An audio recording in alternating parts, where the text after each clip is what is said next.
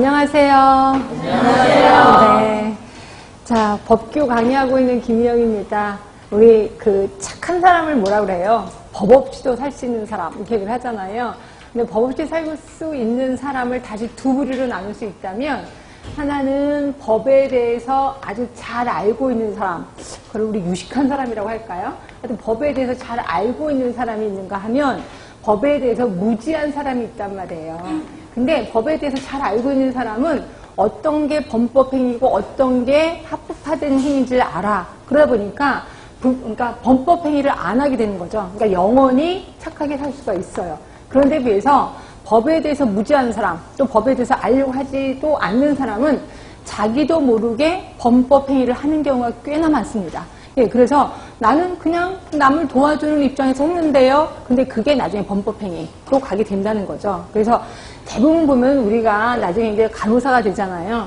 그래서 현장에서 뭐 사람의 생명을 다루는 행위를 하다 보니까 꼭 범법행위를 나도 모르게 하는 경우가 있어요. 근데 희한하게 닥터들은 유식합니다. 똑같이 법을 배우거든요. 우리랑 똑같이 배우는데도 불구하고 이게 머릿속에 많이 남아있어요. 이러다 보니까 그 행위를, 이렇게 범법행위를 살짝 피해서 살아남아요. 그런데 우리가 꼭 애전에게 처음 주는 건 우리 간호사들. 왜? 법에 대해서 무지하니까. 그래서 그것 때문에 아주 속상해 죽겠습니다. 이게 뻔히 눈이 보여요. 이게 범법행위라는 걸. 근데 본인은 몰랐었대요. 근데 몰랐었다고 해서 법정인 곳에서 저 몰랐는데요 라고 해서 죄를 감해주진 않잖아요. 그래서 꼭 우리가 독박을 쓰게 되는 게 우리 간호사들. 근데 이런 거를 모르고 대부분 현장에 계시는 교수님들은 아 이거 법규 이거 그럼 골치 아프다. 그래서 어떤 교수님은 많이 나오는 문제만 딱 보고 아예 법규 과목을 없애버리는 학교도 있어요. 그러고 나서 기출문제 딱 보고 이것만 외워 라고 해서 간신히 국가고시만 통과하는 그런 학교도 한 군데 있습니다. 어느 학교라고 얘기는 하지 못하겠는데 근데 그 학생들은 떨어진 적이 없어요. 그래서 이제 법은 붙긴 붙어요. 붙긴 붙는데 이제 생활하면서 법을 모르니까 혼자 당한다 이렇게 생각하시면 돼요. 그래서 저는 법은 우리가 간호사 생활을 하려면 이건 죽을 때까지 좀 알아야 된다라는 생각을 하는데요. 이거를 시험을 앞두고 시험에 대해서 대비하는 그런 식의 단기적인 수업보다는 장기적인 수업이 좀 나을 것 같아요. 장기적인. 그래서 오늘부터 여러분들은 핸드폰 다 있으시잖아요. 핸드폰에 앱을 하나 까시는데요. 앱이 법제처라는 앱이 있어요. 법제처. 이거 꼭 하나 깔아두세요. 그래서 깔아두고 그 다음에 툭하면 잘 모르겠다. 그럼 무조건 뒤져보시면 돼. 우리랑 관련된 법은 모두 11개밖에 없거든요. 그래서 내가 잘 모르겠다. 이거에 대해서 내가 지금 하는 행위가 범법행위인지 합법화된 행위인지 모르겠다. 그럼 찾아보시면 웬만하면 다 있습니다. 그래서 이걸 하시면 되고요. 만약에 이도 저래도 모르겠다. 그러면 나중에 저한테 핸드폰으로 연락 주셔도 괜찮습니다. 그럼 제가 법에 대해서는 대응하도록 힘을 좀 기르도록 하겠습니다. 하여튼 그렇고요. 자, 우리 법을 공부하기 전에 기본적인 게 이제 몇 개 좀 알아야 될 사항이 있어서 그 중에 하나가 모든 법은요, 3개가 한 세트로 되어 있는 건 아실 거예요. 그래서 법이 있고요. 그 다음에 시행령이 있고요. 그다음에 또 하나가 시행규칙이 있어요. 자, 법은 말 그대로 법인 거고요. 시행령은 다른 말로 대통령령이라고 얘기하는 거예요. 그러니까 대통령이 명령 내리는 거예요. 이걸 우리 시행령이라고 하는 거고요.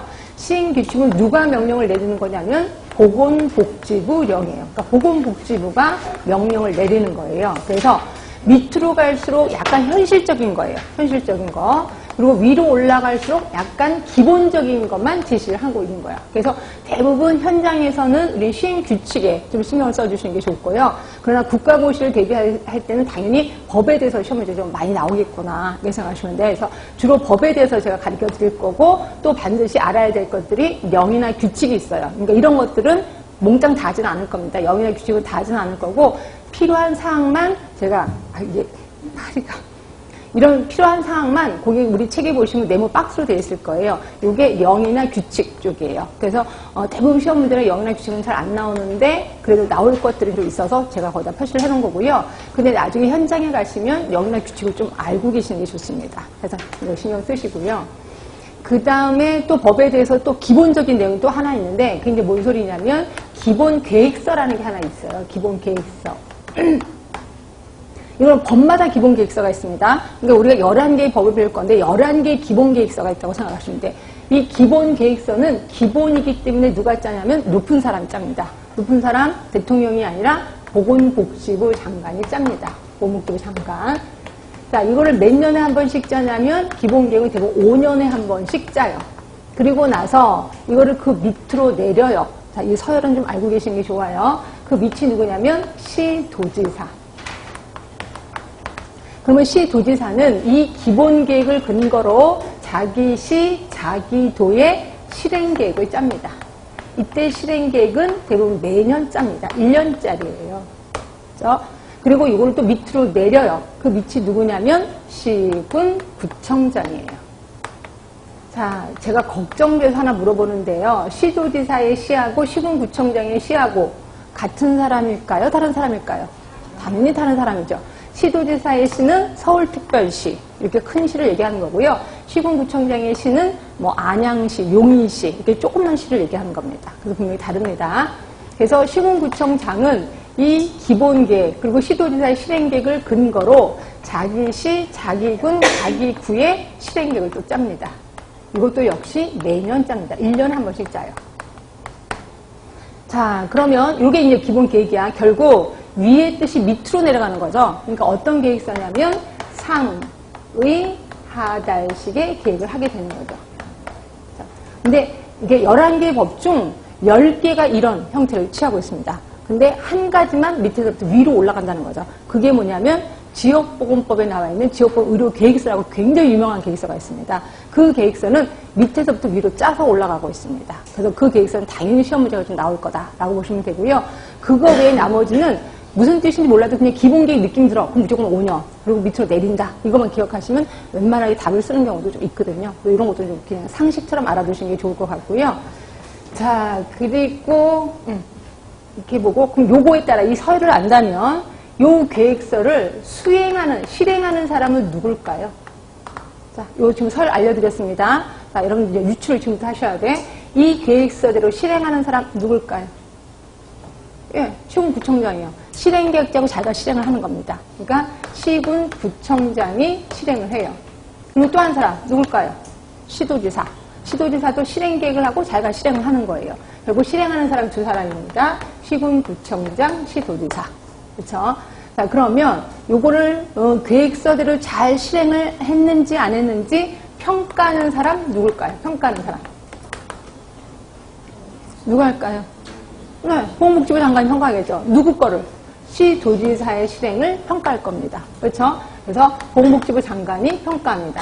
또 누가 평가할까요? 또 시도지사가 하겠죠. 왜? 누구 거를? 시군구청장 거를 또 평가할 겁니다. 그래서 시도지사도 평가를 한다. 이렇게 생각하시면 돼요. 그래서 이런 것들 서열만 하면 누가 실행을 하는지 누가 평가를 하는지 이거 눈에 보이거든요. 굳이 외우지 않아도 금방 알게 되는 거죠. 그래서 이런 것들은 기본으로 그냥 상식처럼 알아두시는 게 좋을 것 같아요. 그래서 자, 법에 대해서는 이런 것들을 좀 알아두시는 게 좋을 것 같고 제가 아까 얘기한 것처럼 우리는 모두 11개의 법을 배울 겁니다. 그러니까 11개의 법 중에 가장 시험 문제 많이 나오는 건 당연히 의료법이겠죠. 6문제가 나옵니다. 6문제. 그래서 의료법은 제가 한 2주에 걸쳐서 좀 할 겁니다. 그리고 의료법은 처음부터까지 다 뭐든지 알아두시는 게 제일 좋을 것 같고요. 특히 여러분들이 나중에 현장에 가시면 의료법이 가장 여러분의 역량을 많이